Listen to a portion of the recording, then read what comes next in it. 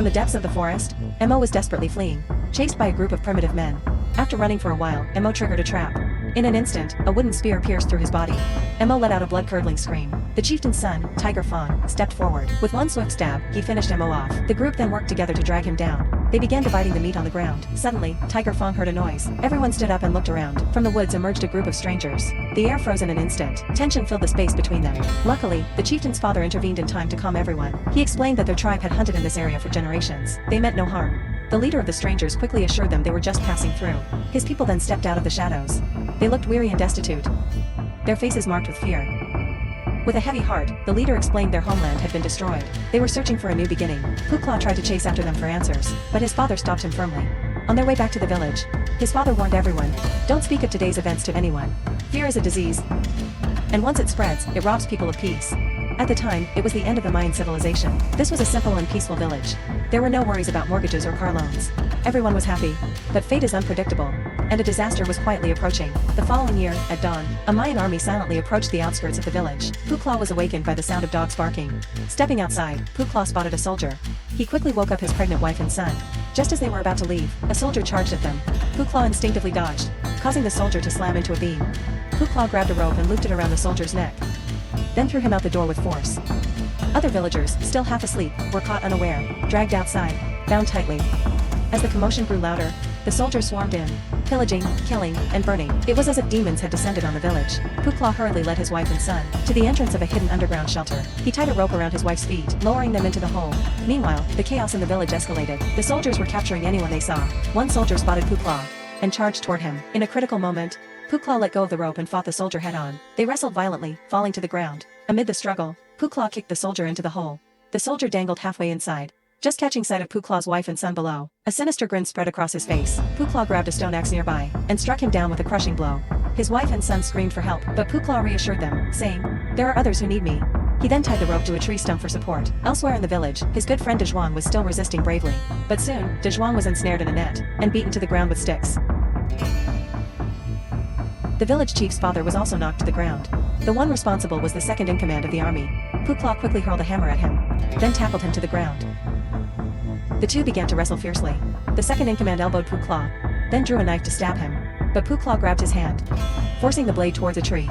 With sheer strength, he turned the knife toward the soldier's neck. Just as the blade pierced his throat, Puklaw was caught in a chokehold by the commander.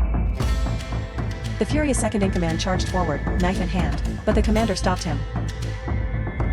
The second-in-command exploded with rage, his fury nearly uncontrollable. At that moment, Puklaw said something. The second-in-command suddenly turned back in shock. "That's your father," Puklaw shouted. The commander hesitated, no longer intervening. The second-in-command ordered his men to help the chief stand. He ripped off the chief's necklace and threw it at Puklaw's feet. Then, without hesitation, he slit the chief's throat. He followed it up by knocking Puklaw unconscious with a wolf head hammer. When Puklaw regained consciousness, the battle was over. The villagers had been bound to bamboo poles like livestock. The others had either been killed or abandoned if they were children. The soldiers didn't want them. Puklaw cautiously glanced at the underground shelter, but a soldier noticed his gaze. The soldier approached the entrance, forcing Puklaw to hide his wife and child. They hurried to conceal themselves. However, the child's voice caught the soldier's attention. He picked up a rock and hurled it into the shelter. The boy let out a cry of pain.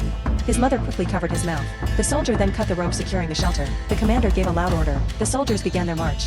Puklaw watched as the rope was slowly pulled back into the cave. He was heartbroken beyond words. The children cried out in despair, following closely behind the soldiers. The once lively and bustling village had now become a living hell. Along the way, Puklaw encountered the village leader. The two exchanged silent glances. As they walked, an injured villager collapsed to the ground. Seeing this, the second-in-command uncapped his water bottle and took a sip. Then, he maliciously poked the villager's wound with a stick. Puklaw tried to help the villager up, but the second-in-command struck him with the stick. Finally, the injured villager struggled to his feet with great effort. They came to a wide river, where the current was strong. The children, unable to keep up, cried out.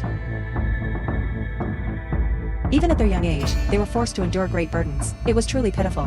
Meanwhile, in the cave, Puklaw's son had a gash on his leg. His mother stitched the wound using ant heads as sutures.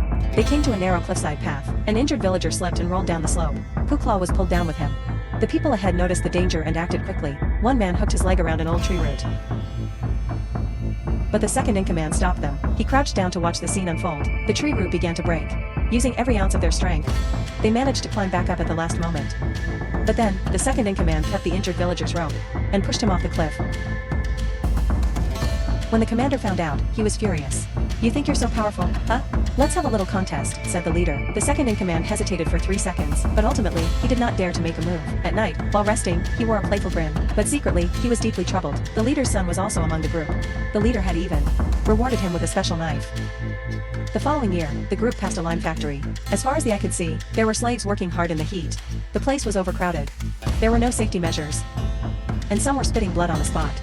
After crossing a poverty-stricken area, they arrived at a market. It was bustling with activity. There were small stalls and vendors everywhere. At an intersection, the men and women separated. The men walked toward a public shed, while the priestesses began to smear blue paint on them. The women were taken to a high platform for auction. The more beautiful ones fetched a higher price, while the less attractive ones were cheaper. The elderly ones were abandoned. They were left there to die. The men continued forward. What they saw next left them in shock. It was a brutal sacrificial ceremony. From a distance, a pyramid could be seen, as heads were being tossed down from its peak. The people below cheered joyously. The scene was lively and chaotic. The men were brought to the top of the pyramid. Upon closer inspection, they saw strange and horrifying figures. It was disturbing to look at. The leader slit his palm. The high priest began the warm-up ceremony. Then I get it all, man, he shouted excitedly. On stage, there were loud shouts and screams. The audience below was equally emotional, as if a celebrity was holding a concert.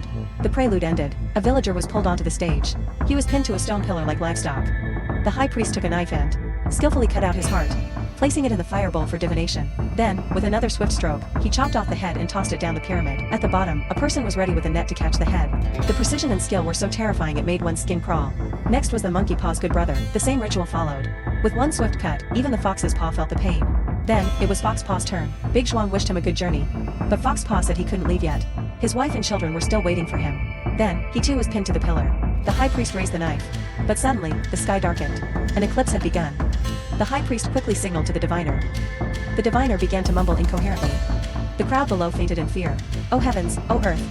Has the sun god forsaken us? Seeing this, the high priest quickly reassured the people.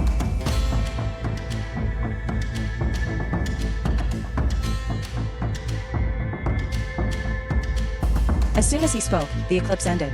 The people rejoiced. The priestesses were pulled off the stage, and the sacrificial ceremony was declared over. The leader asked how to deal with the villagers. The high priest casually said, "Let them go." "What's this? Is this for real?" Then they were taken to a training ground. The leader really intended to let them go. The second-in-command immediately selected 2 lucky spectators. He pointed to the corn shop in the distance, telling them to run fast. "You're free now." However, as soon as the 2 started running, the beasts behind them began launching swords. They threw javelins. They hurled stones. It turned out they were using them as live targets. Soon, one of the brothers was hit by a stone and fell down. Then, Big Zhuang was pierced by a javelin and fell to his knees. He screamed in pain and crawled a few steps, but in the end, he couldn't make it. The leader's son was in charge of finishing him off. With a swift blow, Big Zhuang was gone. Next was Tiger Paw. He immediately ran. The leader also ran alongside him. The 2 of them used quick shifts in direction to dodge. This trick worked wonders. The soldiers used all kinds of weapons, but they still couldn't hit them. At this moment, a skilled archer took a shot. The arrow pierced the leader's mouth. The leader also took action. Without even aiming, he shot an arrow that pierced Tiger Paw's abdomen. The leader's son was about to kill Fox Paw, but was suddenly grabbed by Big Zhuang by the leg, pulling him to the ground. Big Zhuang shouted, "Run!" The leader's son quickly got up and charged again. He charged a few more steps. Fox Paw seized the opportunity and broke the arrow. The leader's son drew his knife to continue the fight, but Tiger Paw grabbed it. In the next moment, he used the broken arrow to stab him. The leader's son took a few steps before falling to the ground. Tiger Paw stood up.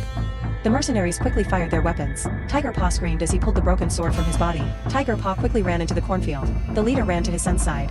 His son was already on the brink of death. Moments later, he passed away. The leader was so furious, he was about to explode. Without a word, he started chasing after them. 7 of his generals closely followed behind. 5 Paw escaped into the forest. Exhausted and unable to run anymore, he lay down beneath a tree. But unexpectedly, there was a large lion behind him, baring its teeth. He could only continue running for his life. The lion relentlessly chased after him.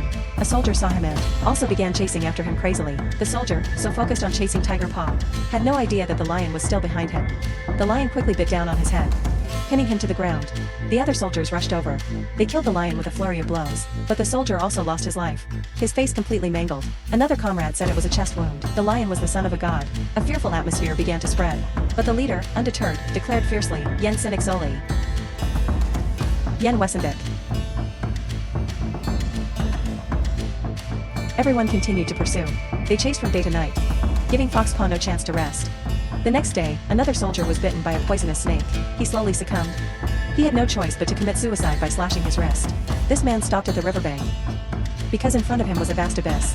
He saw that the leader and others were closing in. Fox Paw gritted his teeth, stamped his foot, and jumped straight into the abyss. The fall was incredibly dangerous. Everyone thought he would not survive. But Fox Paw managed to crawl up onto the shore. This one leap boosted morale. He provoked them wildly from below. One of the soldiers suggested taking a detour, but before he could finish speaking, the leader stabbed him. He collapsed on the spot and fell off the cliff. Then the leader walked to the back and gave orders. The second one jumped in fear. He narrowly missed a large rock. Lucky to survive. The second one wasn't so fortunate. He stumbled and fell onto a large rock.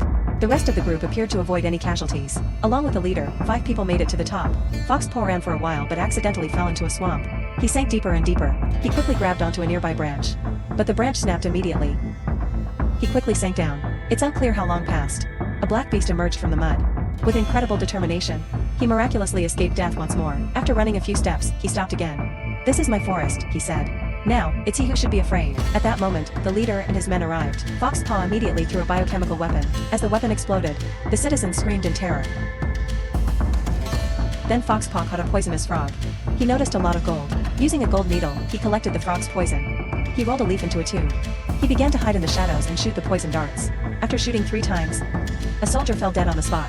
Fox Paw was about to move in for the kill, when he accidentally ran into the second one, covered in powder. When enemies meet, their eyes burn with hatred. The two didn't waste words and charged at each other. The second one fiercely swiped with his tiger claw, grinning and rushing forward. His feet scraped the dirt as he passed. His head narrowly missed the wolf's image. Fox Paw successfully grabbed the wolf's head from the ground. Then the two turned simultaneously. But Tiger Paw swung the wolf's head first, knocking the second one down.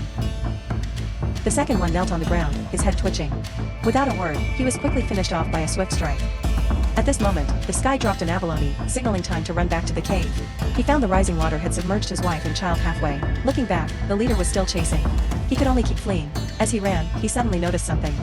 He quickly veered off and stopped in front. The leader shot him down with an arrow. Fox Paw stood up, gritting his teeth and bending the sword. But he remained in place. The leader immediately drew his knife and charged at him. But after running a few steps, he triggered a trap. A bone shot up after hitting the bladder. Looking ahead, he was instantly pierced by wooden stakes. The leader, unwilling to accept it, kept swinging his knife in frustration. But after a moment, he fell. The 2 remaining soldiers, still determined, saw their leader die, but still wanted to continue the pursuit. Fox Paw, exhausted from running on the beach, wasn't killed by the 2 soldiers. The 3 of them just stared blankly into the distance. It turned out that 4 European ships had arrived on the sea. A few smaller boats were also slowly approaching the shore. The 2 soldiers were immediately drawn towards the ships. Fox Paw saw this and quickly fled into the forest. He arrived at the cave entrance again. He discovered that his wife had given birth to their child in the water. Mother and child are safe. A few days later, passing by the beach, the large ship was still there. The wife asked if they should go and take a look. Fox Paw replied, "Let's go back to the forest. Let's look for a new beginning." This movie premiered in 2006 with a rating of 8.7. It was raw, bloody, and shocking. The ending was nothing short of a masterpiece. It foreshadows the arrival of high-level European civilization, and the rapid decline of the Maya civilization. Thank you all for watching. We'll see you next time.